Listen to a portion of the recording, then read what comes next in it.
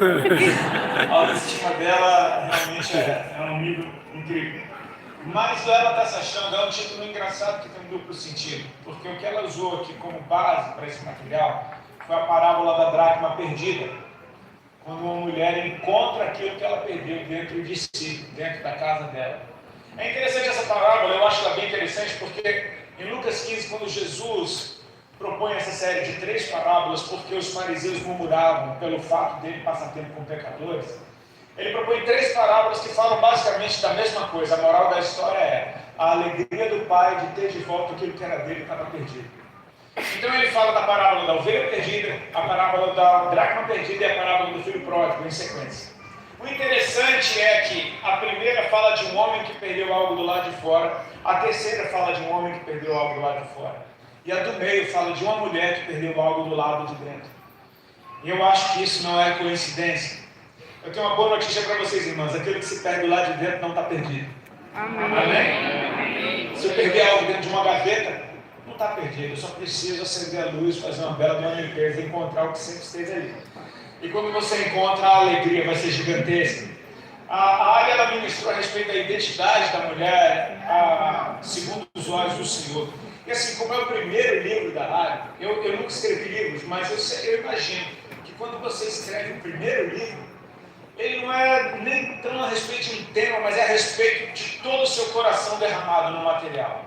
Eu que fiz a revisão desse material, eu vi a minha esposa se derramar completamente. Tudo que ela aprendeu na vida com o Senhor, ela derramou aqui nesse material. Ele é muito simples, é uma leitura prática, rápida, em 40, 50 minutos, dependendo do seu ritmo, você consegue ler. E, cara, os testemunhos que a gente tem ouvido são fantásticos. Então, assim, eu te encorajo a comprar esse livro ali no final. Como hoje é a minha última ministração do ano, antes do meu período de descanso, a Ari falou: amor, faz uma promoção, faz o livro mais barato. O pessoal gosta disso, não? Sim, não? Promoção? Normalmente esse livro já é barato, ele é R$40. E a Ari faz uma promoção 3%, que ela encoraja as pessoas a darem de presente. Hoje esse livro está R$30 e 4%. Então, assim, cara, leva um bom presente para o Natal está chegando, é um bom presente para você dar para alguém que você ama, que você conhece, complementar o presente de alguém com material que edifica, amém? Os homens não fiquem tristes desse material para mulheres, mas você pode fazer a sua parte, seja cavalheiro e dê de presente para uma mulher. Queridos, por favor, abre a tua Bíblia no Evangelho de João, capítulo 4, a partir do verso 19. A gente vai estar lendo uma passagem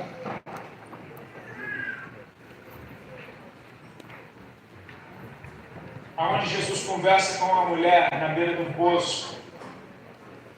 E eu vou começar do verso 19, meu irmão, porque afinal de contas a conversa é com uma mulher, amém? Pra você ter ideia, do 1 ao 19 ele já estava conversando com a mulher, e do 19 em diante ele continua conversando com a mulher.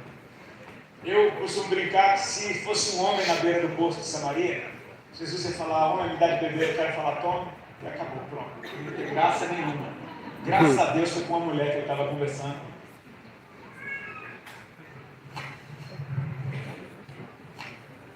O texto diz assim: Senhor, disse-lhe a mulher, vejo que tu és profeta.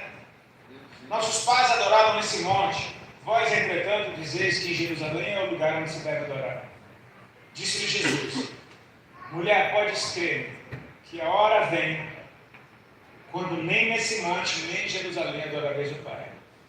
Vós adorais o que não conheceis. Nós adoramos o que conhecemos, porque a salvação vem dos judeus. Mas vem a hora, já chegou, em que os verdadeiros adoradores adorarão o Pai em espírito e em verdade, porque são esses que o Pai procura para seus adoradores. Deus é espírito, e importa que os seus adoradores o adorem em espírito e em verdade. Eu sei, respondeu a mulher, que há de vir um Messias chamado Cristo. Quando ele vier, nos anunciará todas as coisas.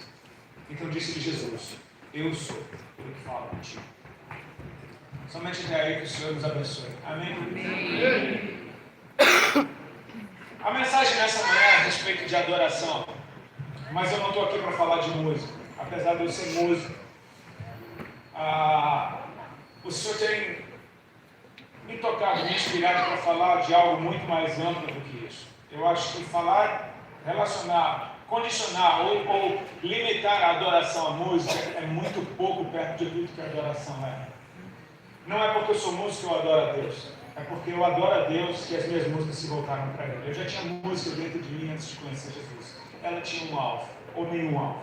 A partir do momento em que o Senhor se tornou o centro da minha vida, agora tudo que eu sou, inclusive a minha música, estão apontadas para Ele. Mas o que eu estou falando aqui nessa manhã não é a respeito de música, é a respeito de algo mais alto sobre a adoração.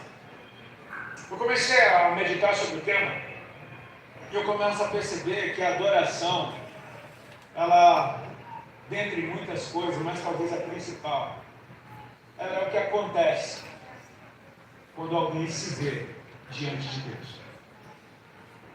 Pode parecer que eu estou chovendo no molhado.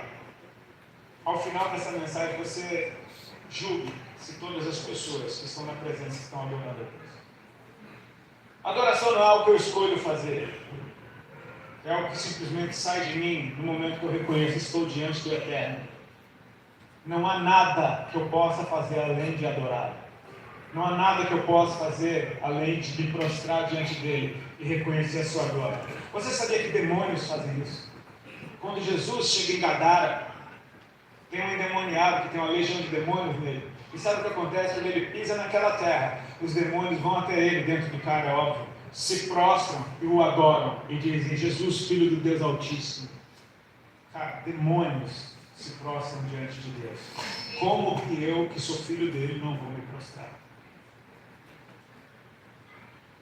Eu entendi que a música, sim, o que nós chamamos de adoração na igreja, momento de adoração, é válido.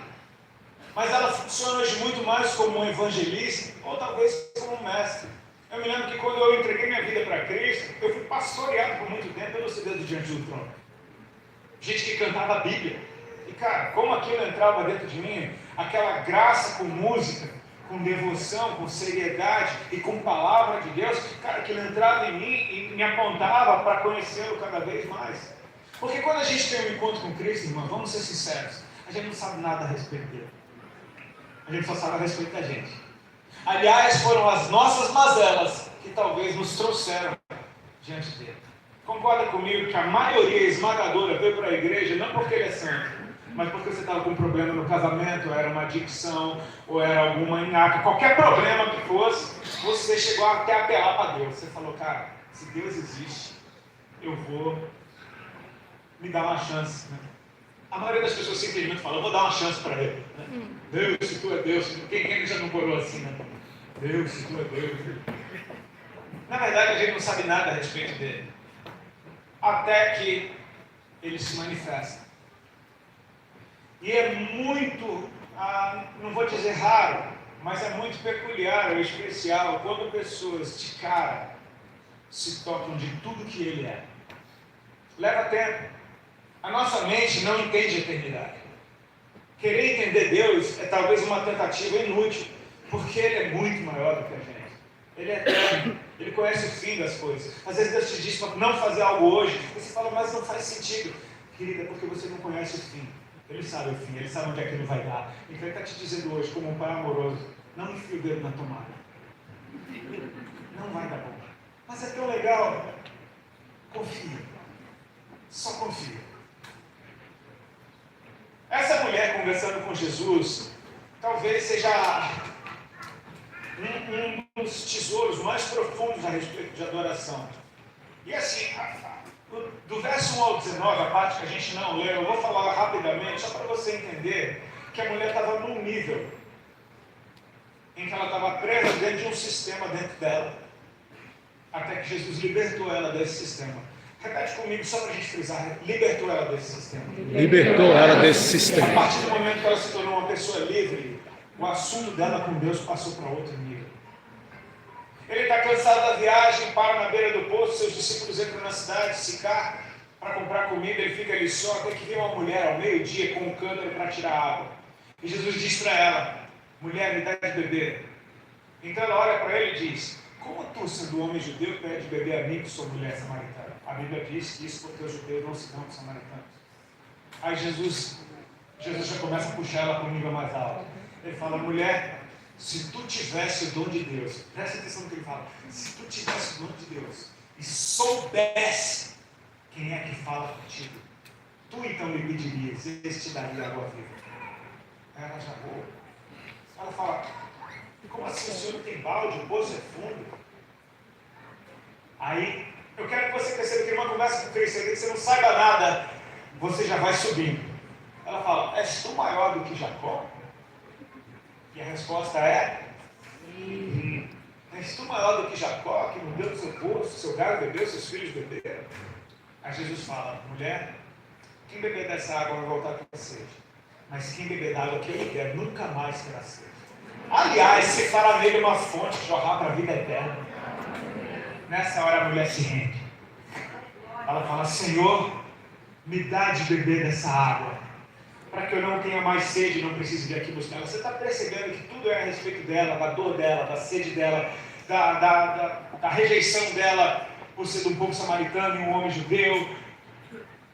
Aí ele fala, ok, chama o teu marido e vem cá. E de uma hora para outra explode isso dentro dela. Não tem marido. Eu imagino que talvez tenha sido a primeira vez na vida que sai da boca dela. Não tem marido. E aí Jesus olha para ela, eu imagino que com um sorriso nos olhos, e diz, disseste bem, não tenho marido. Porque 5 maridos já tiveste, e esse sexto que tu tens agora não tem marido. Isso você disse com verdade. Perceba, Jesus não está pregando um sermão para ela, não está chamando ela de nada. Ele está dizendo, eu conheço você, e você falou a verdade diante de mim. Ponto para você. Nessa hora ela está livre do sistema dela. Ela acabou de ser curada. Então ela já olha para ele diferente e diz, vejo que tu és profeta. Está vendo que o entendimento está crescendo. O assunto dela mudou, já não é mais a respeito dela. Ela diz, nossos pais adoravam nesse monte, os judeus dizem que é em Jerusalém onde se deve adorar. E aí Jesus começa a falar sobre a adoração. Ele fala, não se trata de onde você adora, mas se trata de quem você adora. Ele diz, vem a hora que nem nesse monte nem em Jerusalém. Ele diz, vocês adoram o que não conhecem, mas nós adoramos o que conhecemos. Ele está falando de algo aqui fundamental para a adoração. Primordial. Você precisa conhecer quem você está adorando. Aí ele fala de um futuro que é real, mas ele chama a existência para agora. Ele diz, vem a hora. E já chegou. Amém? Eu quero que você perceba que ser um adorador não é o princípio das coisas, quando você começa a andar com ele. É talvez o fim delas. Talvez se tornar um adorador, e como o Pai procura um verdadeiro adorador, talvez seja o nível mais alto que nós vamos chegar nessa vida. Sabe por quê? Porque às vezes a gente pensa dessa vida, mas eu estou pensando na próxima, na eterna. E sabe o que eu serei na vida eterna? Eu serei alguém vestido de branco diante dele, num lugar onde não tem lágrima, não tem choro e não tem dor, o adorando dia e noite. Então o adorador é o meu futuro. Eu preciso começar a aprender a viver esse estilo de vida aqui, porque não é algo que você aprende de uma hora para outra. Muita gente, por exemplo, quando a gente fala para jovens, se puder aumentar o som do meu microfone aqui no retorno, eu agradeço. Quando a gente fala para jovens, inevitavelmente a gente tem que falar de santidade, sim ou não? Agora eu quero que você imagine a sua bisavó, não interessa quantos anos você tem, a sua bisavó quando ela era adolescente, imagina ela dentro de uma igreja. Você acha que o pastor de jovens dela precisava falar de santidade para aquela geração? Não, todo mundo sabia. Existia um padrão moral. Quando hoje nós falamos de santidade, muitos podem pensar, então você quer que eu viva como a minha avó? Não, eu quero que você viva como o lugar onde você vai viver para sempre, porque lá é santidade. Então não é você chegar para trás, é você chegar para tudo. É você se envolver para frente. Ele está dizendo, olha, a morada que eu preparei para vocês, o protocolo é esse, a cultura do reino é essa. Então você começa a viver isso hoje. Porque profeticamente você se torna um sinal de que ele está vivo. Amém, queridos? Amém. Jesus começa a falar então, nós adoramos o que conhecemos. Ele fala, vem a hora, já chegou, em que os verdadeiros adoradores adorarão o Pai em Espírito e verdade, porque Deus é Espírito. Importa que aqueles que o adoram, o adorem em Espírito e verdade, porque são esses que o Pai procura para seus adoradores. Ou seja, vamos meditar um pouquinho a respeito do que é ser um verdadeiro adorador? Alguém que adora de verdade? Eu comecei a olhar para isso de uma forma diferente, porque Cristo é a própria verdade. Ele é a verdade absoluta.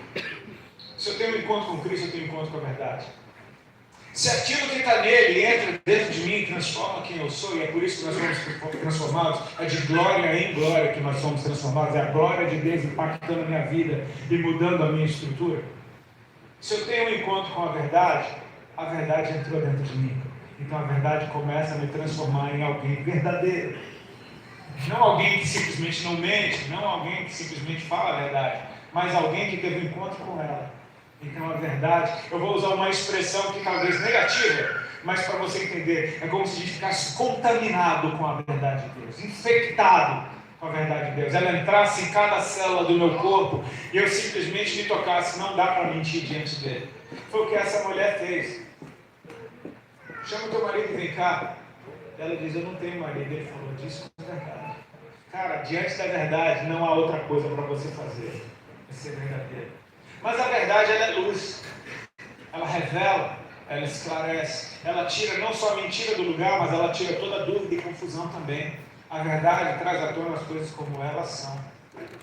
Então, sim, tem tudo a ver o que Jesus disse para essa mulher no começo da conversa. Se tu soubesse quem é que fala contigo, ela ainda não sabe, mas ela já começa a ver mais alto. Ela diz, vejo que tu és profeta. Então ele começa a falar, nós adoramos o que conhecemos. No final dessa conversa ela diz, eu sei. Cara, isso é forte. Eu sei que quando o Messias vier, chamado Cristo, ela sabe até o nome, ele nos anunciará todas as coisas. E aí Jesus diz, eu sou, eu que falo contigo. Cara, isso é chocante, porque ele está dizendo, eu sou, eu que falo contigo, mas eu que falo contigo significa que eu já estou falando contigo faz tempo. E você não sabia quem eu era. O Messias é o homem judeu na beira do poço. O Messias é esse que ela enxerga como um profeta. O Messias é esse que se revela diante dela. Queridos, eu preciso conhecer Jesus. Porque até que eu o conheça, a minha adoração, ela se trata das minhas impressões sobre quem Ele é. É válido, mas não é completo. Eu comecei a perceber que o temor do Senhor é o que me leva à adoração. E não o contrário, não é adorar que vai me fazer temer a Deus. É temer a Deus que vai me levar para um lugar de adoração. É o reconhecimento de quem Ele é.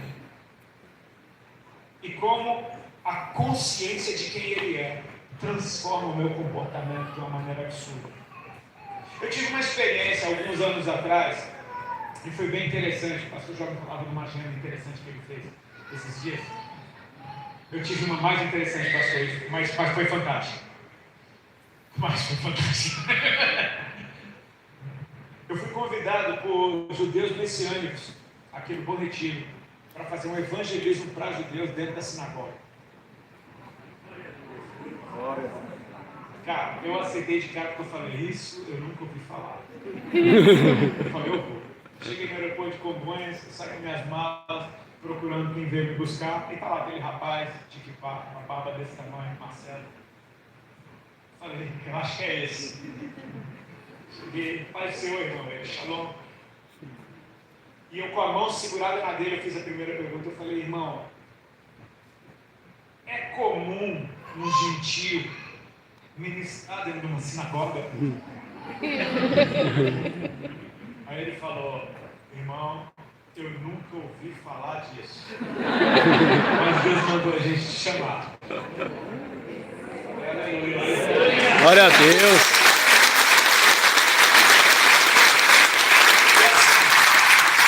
Eles me trouxeram para São Paulo numa sexta-feira. Por quê? Porque o Shabá ia começar ao final da sexta-feira. O evangelismo seria no sábado pós o Shabá. E eles queriam que eu participasse com eles no culto de Shabá no sábado pela manhã. Eu falei, uau, eu nunca participei do culto de Shabá. E assim, que experiência. Eu me senti aqueles crentes que chegam na igreja pela primeira vez e não sabem o que fazer. Faz senta, levanta, bate palma. Fica duro, não sabe o que fazer. Mas ele se sentou do meu lado. E ele se preocupou em me explicar o porquê de cada passo daquela liturgia. O sogro dele era o ministro, era o Roche, como se chama na sinagoga.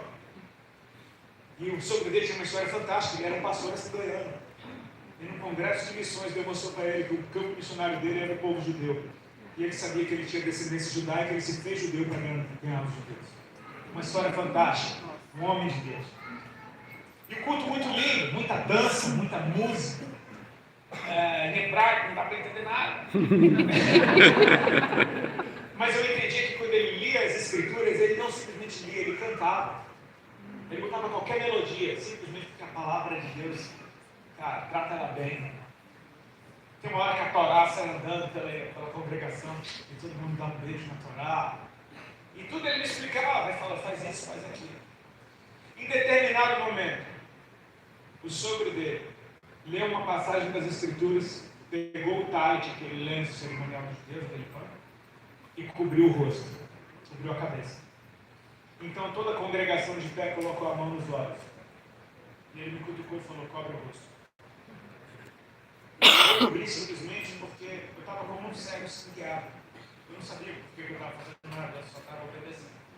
Cobri meu rosto. Então ele chegou perto do meu ouvido e disse, nós cobrimos o rosto porque nessa hora o Eterno entra na congregação. Ninguém pode olhar para ele. Até hoje eu não consigo contar essa história sem engasgar e sem arrepiar. Por causa da consciência da presença de Deus. E do temor do Senhor que me deu. Eu tinha a impressão que se eu esticasse a mão, tocava em Deus. Cara, eu caí num choro que dava para ouvir na igreja inteira. Talvez tenha sido uma das experiências mais fortes com a presença, não porque ela não tenha aparecido outras vezes na minha vida, mas por causa de algo tão poderoso, simplesmente pela consciência. O Eterno está aqui, diante de você. Cara, eu entendo agora Pedro que estava pescando pelado. E tem um homem na praia dizendo que tem alguma coisa de comer. Não pegamos nada, lança a rede para o outro lado. Ele lançou a rede e entupiu de peixe. João olha para ele e diz, é o Senhor. Cara, ele se joga na água, por quê? Porque é o Senhor. É o Senhor. No momento que eu sei quem Ele é, eu não tenho como ficar do mesmo jeito. A experiência desse tipo, quando Ezequiel está na beira do rio, na Babilônia, então ele tem a visão da glória de Deus, então ele cai com a cara na terra. Você acha que ele escolheu fazer isso? Não, é isso que acontece quando você está diante dele. A glória te joga no chão, você adora. Até que um homem veio e me tocou e depois de pé me deu força. Coloquei de pé. Então eu falo alguma coisa que eu não conseguia falar. O homem me tocou e eu consegui falar. Sabe por quê? Porque a presença de Deus, cara, ela é poderosa demais. É preciso conhecer o Senhor para que você então se mova de acordo com a presença dele. Você vai perceber que quando Deus fala para Moisés, lá no deserto, na saída do Egito, diz, manda o povo santificar Moisés, porque ao terceiro dia eu vou descer. Você gosta de terceiro dia falar alguma coisa do tipo? Ao terceiro dia eu vou descer, então é melhor vocês estarem santos. É melhor para vocês estarem santos. Se santifica, porque eu vou descer, e não só isso, eu vou falar com o povo, como eu falo com você, eu falaria com eles. Cara, você tem ideia do que seria esse povo se eles tivessem simplesmente se aberto para ouvir a voz de Deus? Porque Deus falou, eu farei deles, por falar com eles, uma nação de reis e sacerdotes. Então Moisés dá a notícia ao povo de prontidão, ok, vamos nos santificar, porque eles não faziam a menor ideia de como seria o dia do Senhor. É uma representação do dia do Senhor.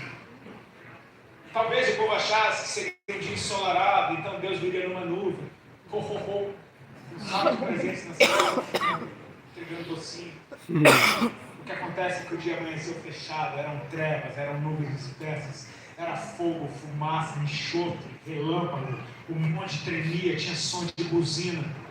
Cara, o povo tremeu nas bases. E o povo olha para aquela cena e essa é a glória de Deus, cara. E nem é tudo, tá? É só ele descendo. O povo vira para Moisés e fala, Moisés, fala tu com Deus. Porque se ele falar com a gente morre. É isso que acontece, cara. Se esse Deus santo falar com a gente explode aqui agora. Então Moisés diz algo para eles e fala, irmãos, não tenham medo.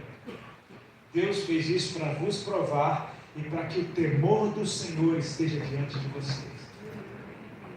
Para que vocês não pequem contra Ele. Cara, quando o temor do Senhor está diante de você, irmão, tu vai ter que ser muito macho para ficar diante dele. Eu me lembro que quando eu entreguei minha vida para Jesus, eu dou glória a Deus pelas pessoas que me evangelizaram e que estavam ali nos primeiros dias. As irmãzinhas do COP que iam lá em casa, elas não aliviavam, cara. Logo que eu entreguei minha vida para Jesus, eu falava: irmã, eu quero batizar, como é que faz? Ela fala: irmã, não dá para batizar com brecha. Eu e a Aura, a gente morava junto, ela falou: fecha a brecha.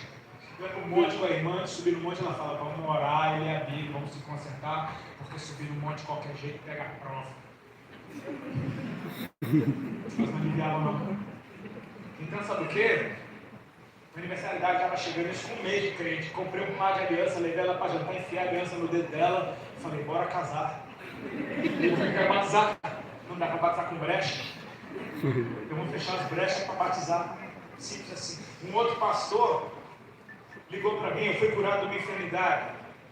E aí esse pastor me liga um belo dia e fala: Rodolfo, eu estava orando por você e Deus mandou me dar um recado. Eu falei: fala, pastor. Ele disse: ó, se você se desviar, você não dura uns 3 meses. Quem desvia? Acabei de ser curado de enfermidade. Eu sei que Deus é Deus. Simples assim, irmão. Se você desviar, você não dura 3 meses. Opa, estou aqui há 20 anos. Sabe o que é o temor do Senhor, cara? Não é ser duro, não é ser religioso, não tem nada a ver com isso. É o temor do Senhor. Deus é santo. Com Ele não brinca, cara.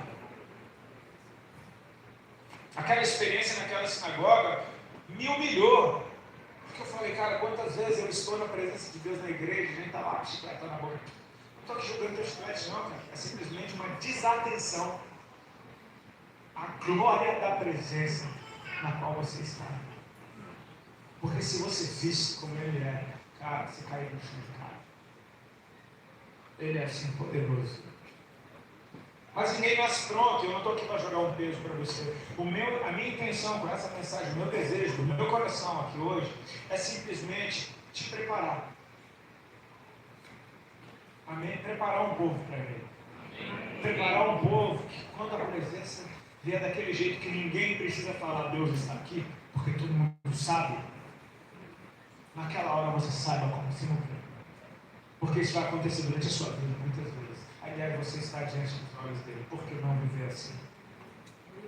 Você vai perceber que, por exemplo, uma passagem que me chama muita atenção, eu amo, é quando Filipe tem um encontro com Jesus. Ele vai direto em Natanael e dá uma boa notícia. Natanael, encontramos aquele de quem escreveram os profetas. E Moisés. Cara, Moisés e os profetas falam dele. É Jesus de Nazaré. Nazaré era uma quebrada, mano, que ninguém dava valor. Quando eu estava em Porto Alegre falando disso, eu falei: fala aqui o nome de uma quebrada. O pessoal falou: você está nela. Alvorada.